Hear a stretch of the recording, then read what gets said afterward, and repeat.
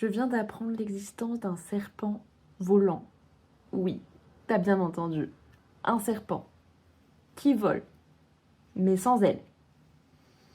Bon, je sais pas qui est à l'origine de la création des différentes espèces, mais il se passe quand même des trucs de fou là. On avait dit les serpents au sol. Pourquoi?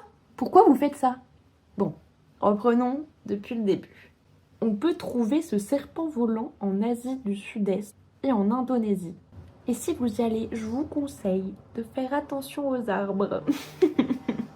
Parce qu'en effet, ce reptile peut voler sur une centaine de mètres et donc passer d'arbre en arbre ou de branche en branche, notamment pour attraper les proies ou fuir quelque chose.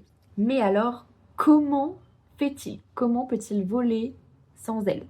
Un petit oiseau, si tu n'as pas d'aile, tu peux pas voler.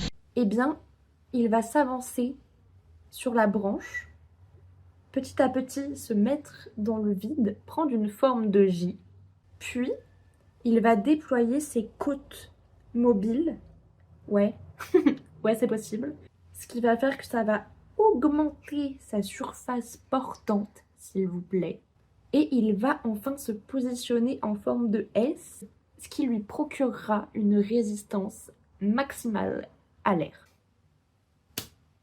On aura vraiment tout vu dans ce monde. Ce processus lui permet alors de planer, oui on parle toujours d'un serpent, de planer sur une centaine de mètres et d'atterrir sur la branche qu'il a visée.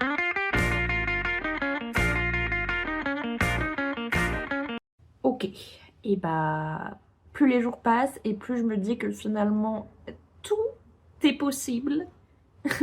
Et en plus il n'y a pas qu'une seule espèce de serpent volant, il y en a 5.